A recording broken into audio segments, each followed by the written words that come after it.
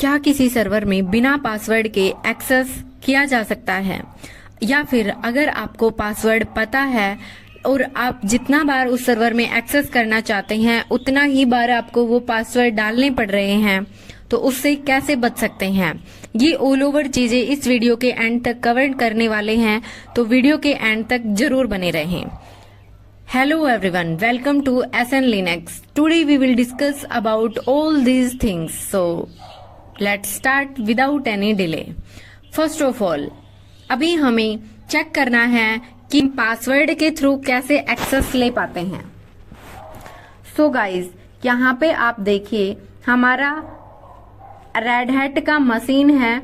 यहाँ पे आपको चेक करना है इस सर्वर का एक्सेस, आपको दूसरे सर्वर जो कि मेरा उबंटू ओएस है वहां पे मेरे को लेना है इस सर्वर पे। तो अभी आप यहाँ पे क्या करेंगे, आपको करना है आईपी चेक।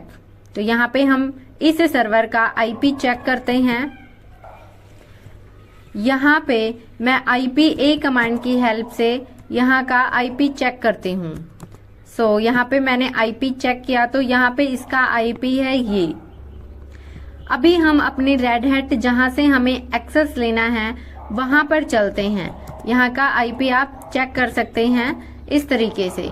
सो यहाँ का आईपी आपने ये है, हमारा जो ये सर्वर है इसका आईपी है 136, देन ये इसका है 138। सो यहाँ पे फर्स्ट ऑफ ऑल हमें हमारी कॉन्फ़िगरेशन फाइल्स देखनी है, देन हमें एक्सेस लेना है। तो अगर अभी आप एक्सेस लेना चाहें तो कैसे लेते हैं, SSH शरीता @192.168.19.136।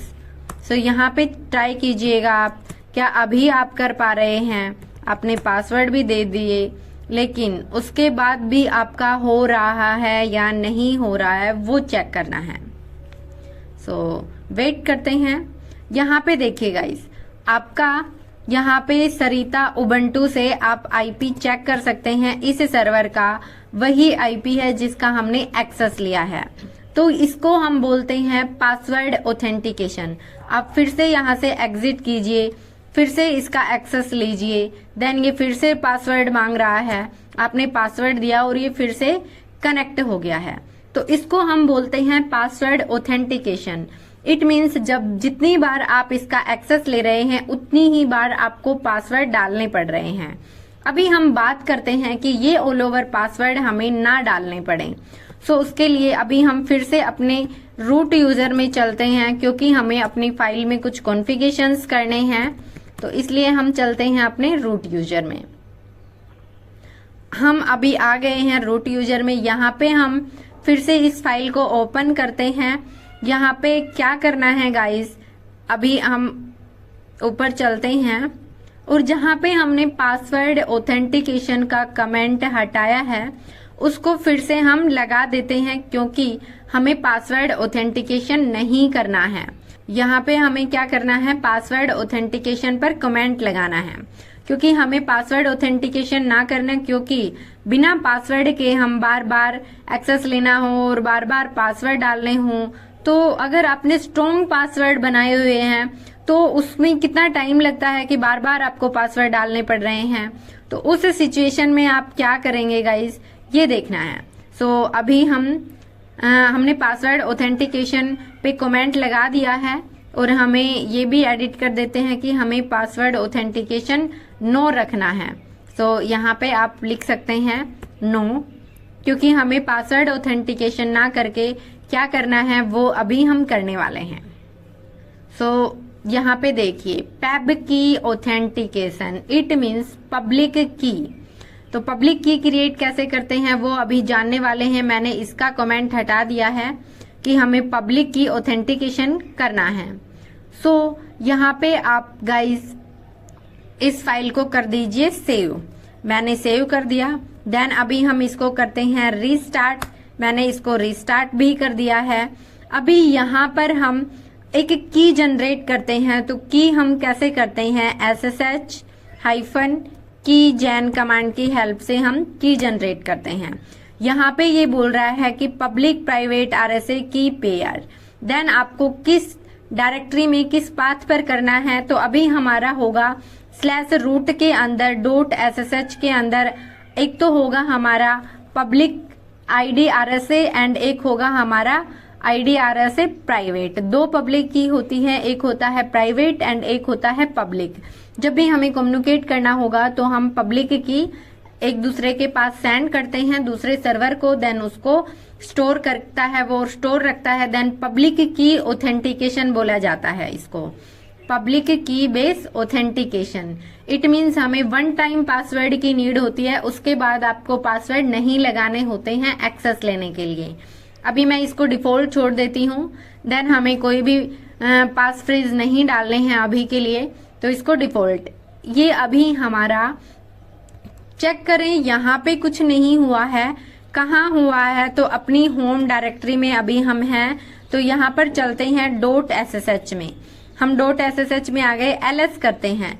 यहाँ पे हमारी ID RSA, इट मीन्स ये है पब्लिक की, देन ये है प्राइवेट की।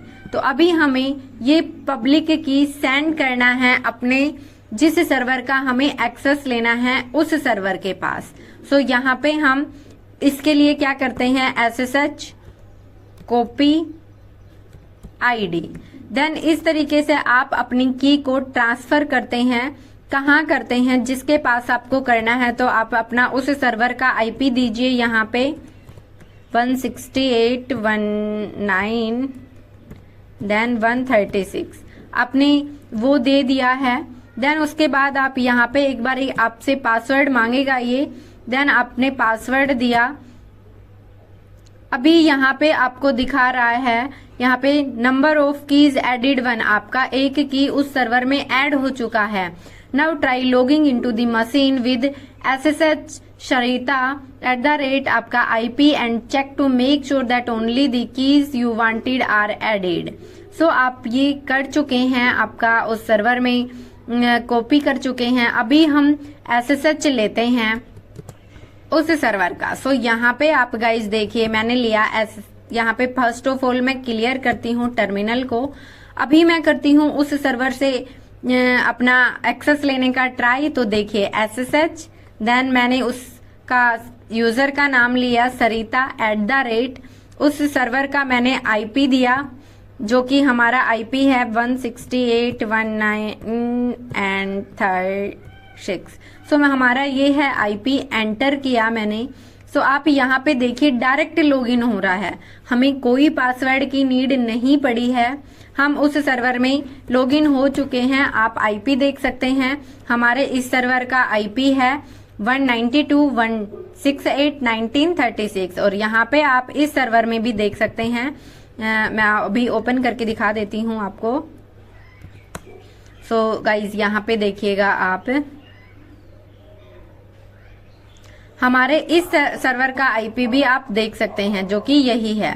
सो यहाँ पे देखिए, ये सर्वर से हम लॉगिन हो चुके हैं, सरिता @ उबंटू जो कि मेरा रेड हैट का ऑपरेटिंग सिस्टम है।